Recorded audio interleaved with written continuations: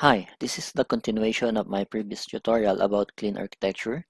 In the previous videos, we started an application called Invoice Management app, and now we will continue working on this application. What we are going to do now is we will apply AutoMapper to simplify this code. It will help us map the properties like this amount paid of our create invoice command to the amount paid of invoice. So to do that, we need to install a library from NuGet Package Manager called AutoMapper. So let's start working on this project. In the application layer, go to Manage NuGet Packages. Then look for AutoMapper. Install the AutoMapper.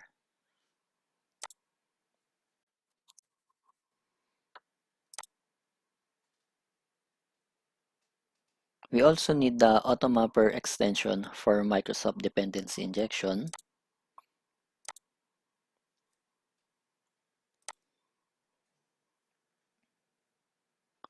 After installing the libraries, we need to create a mapping profile. The mapping profile is like the list of mapping of classes. AutoMapper look for the mapping profile in order to know how to map a certain class to another class. So let's add our mapping profile. In the invoices, create a new folder called mapping profiles.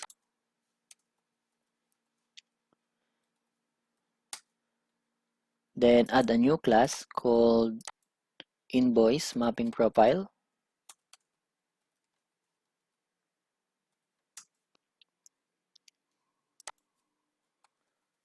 Our invoice mapping profile will inherit the profile of AutoMapper.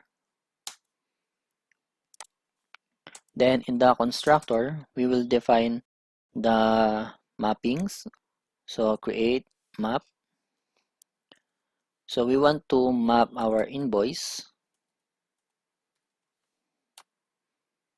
to the invoice view model.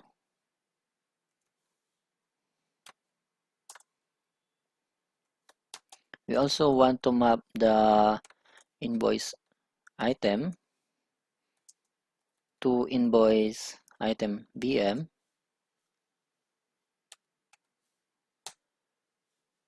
Oops, this should be create map.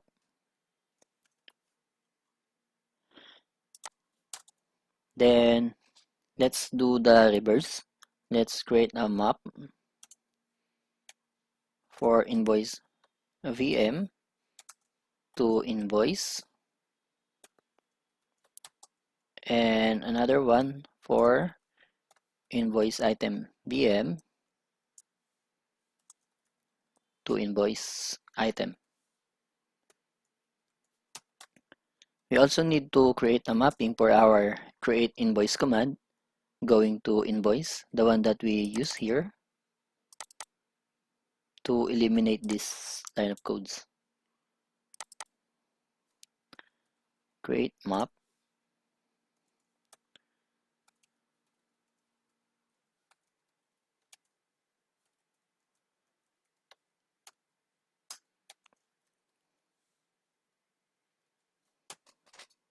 This is the only thing that we need to do in order to register the mapping in AutoMapper.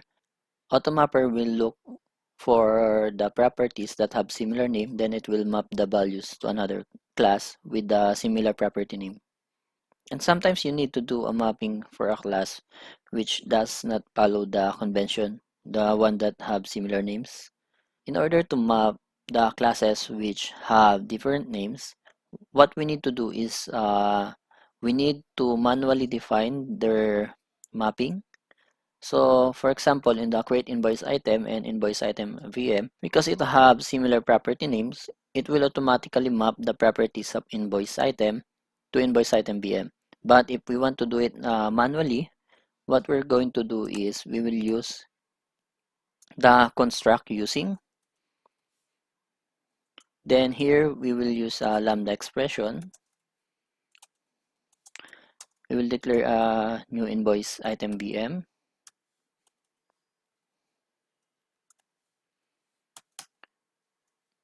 And then we will do the mapping manually from the property of invoice item, assigning it to the property of invoice item VM.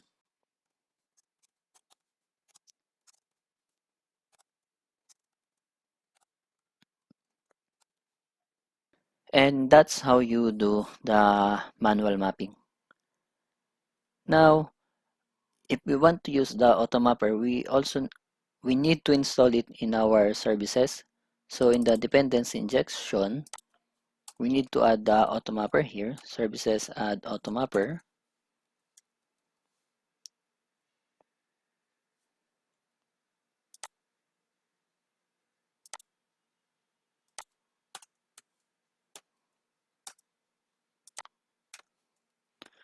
Then it expects you to give the assembly where it can find the mapping profiles. So here we will be working on the similar assembly. So we can just pass the assembly that get executing assembly. Then we also need to install the AutoMapper here in our API. So manage NuGet packages. Search for AutoMapper. Then install the AutoMapper and the AutoMapper extensions.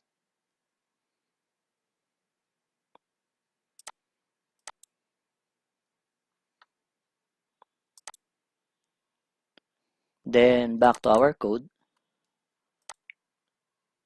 We need to inject the IMapper from AutoMapper here. So IMapper, let's call it mapper. Just create a field for it.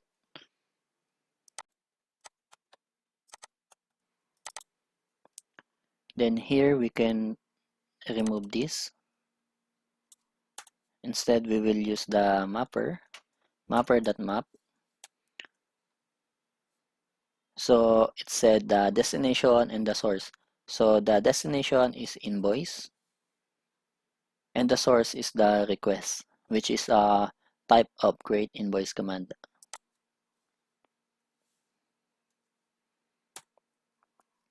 And that's it. Okay, we should do similar here. Inject the IMapper. Create a field.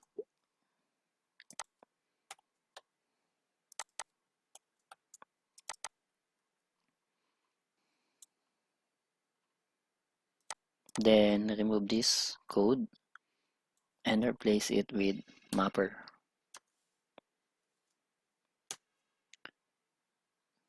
It needs a list of invoice BM and the source is the invoices. So that's it. We already done the mapping. Let's test our code.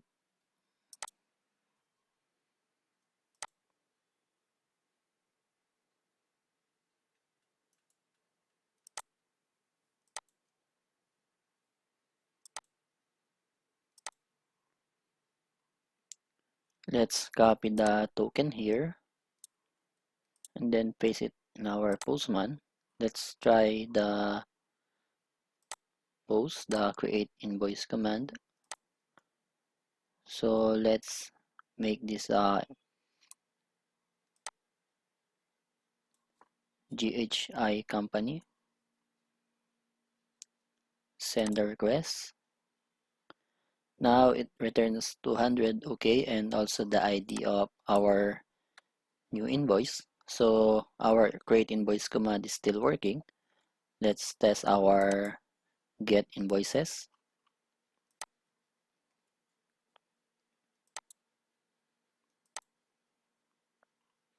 Let's see, it should be 5. Okay, GHI company. Our create invoice command and get invoice query is still working. So what we did here is just simplify our code by removing those manual mapping and replacing them by AutoMapper. As you can see, having the AutoMapper in your application not only makes your code cleaner, it also makes your development faster by eliminating those manual mapping of property from one object to another. So that's it for this video. In the next video, I will show you how to use NSWAG to create the documentation of your API and use the NSWAG to create a client code in order to communicate to your API. So see you guys in the next video. Bye!